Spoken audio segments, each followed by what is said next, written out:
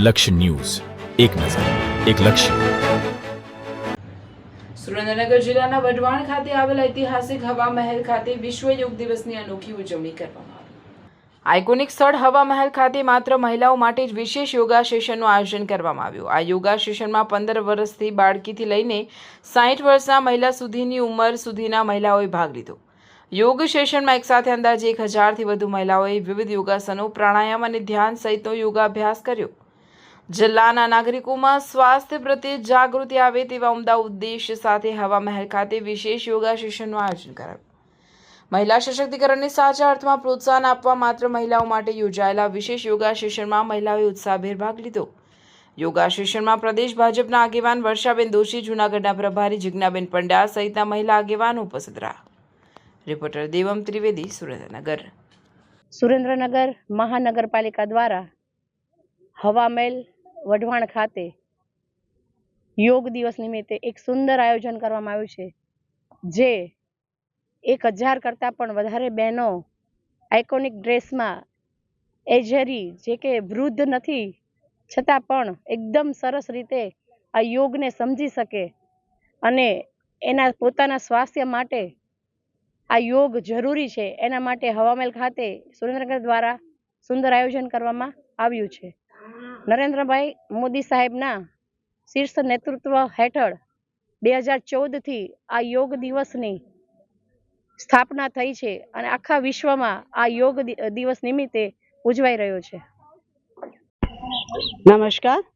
આજ રોજ 21 જૂન વિશ્વ યોગ દિવસ નિમિત્તે સુરેન્દ્રનગર મહાનગરપાલિકા દ્વારા આયોજિત વઢવાણ ખાતે હવા મહેલમાં જે આજે બહેનો દ્વારા આઇકોનિક ડ્રેસમાં જે સુંદર આયોજન કરવામાં આવ્યું છે કે યોગ દ્વારા સ્વસ્થ શરીર, સ્વસ્થ મન અને સ્વસ્થ શરીર અને સ્વસ્થ મન હશે તો વિકાસ પણ જે બહેનો દ્વારા થઈ રહ્યો છે અને બહેનો સ્વસ્થ હશે તો દેશના વિકાસમાં પણ સહભાગી થઈ શકશે.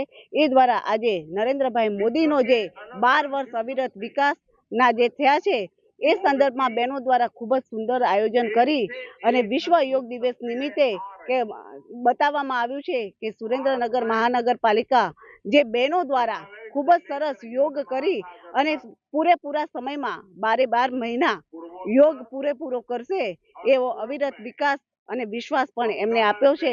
તો નરેન્દ્રભાઈ મોદીનું જે સ્વપ્ન છે કે રોગ મુક્ત આખો દેશ રહે, આખું વિશ્વ રહે અને યોગ દ્વારા દૂર ભાગે, એ આજે હળવદ વઢવાણ દ્વારા ખૂબ જ સુંદર આયોજન થઈ રહ્યું છે. હું પહેલી વખત હવા મહેલમાં આવી છું 12મા આંતરરાષ્ટ્રીય યોગ દિવસ માટે. મારું નામ સાયના ચામડિયા છે. હું યોગ કોચ છું અને મને બહુ મજા આવી અહીંયા અને બધાનો સાથ સપોર્ટ બહુ જ સરસ હતો અને બધાને અમે જાગૃત કર્યા યોગ પ્રત્યે. ઓમ 12મો આંતરરાષ્ટ્રીય યોગા દિવસ, એમાં આજે આઇકોનિક હવા મહેલમાં જે પ્રોગ્રામ કર્યો યોગની જાગૃતતા માટે, આટલી 1000 મહિલાની ઉપસ્થિતિમાં અમે જે યોગનો કાર્યક્રમ કર્યો છે એ અમે પબ્લિકની જાગૃતતા માટે કર્યો છે અને અમે આશા રાખીએ છીએ કે પબ્લિક. ઓમ નમસ્તે. મારું નામ ઈલાબેન પવાર છે. હું આજે વઢવાણ હવા મહેલમાં આંતરરાષ્ટ્રીય યોગ દિવસ 12મો યોગ દિવસ છે એમાં આવી છું. યોગ બહુ સરસ કાર્યક્રમ થયો. અહીંયા ઘણા લોકોએ અહીંના મહાનગરપાલિકાના સભ્યોએ, બધા સદસ્યોએ ભાગ લીધો. મારી સાથે મારી યોગ ટીમ, યોગ કોચ સાયનાબેન, યોગ ટ્રેનર અને વર્ષાબેન પટેલ અને નમ્રતાબેન પટેલ પણ મારી સાથે હતા. તેમણે પણ યોગ માટે સરસ કાર્યક્રમમાં ભાગ લીધો. હું પટેલ નમ્રતા, યોગ ટ્રેનર છું. અત્યારે હું હવા મહેલમાં યોગા ટ્રેનર તરીકેની ફરજ બજાવતા અહીંયા આવી છું. પણ મારા તરફથી જે મેં યોગ કરાવ્યા છે, પ્રાણાયામ આપ્યા, એમાંથી મને એટલી ખબર પડી કે એ લોકોને ખૂબ મજા આવી અને રિયલમાં આપણે જોઈએ તો યોગ એ શું છે અને પ્રાણાયામ છે યોગનું હાર્ટ છે, હૃદય છે.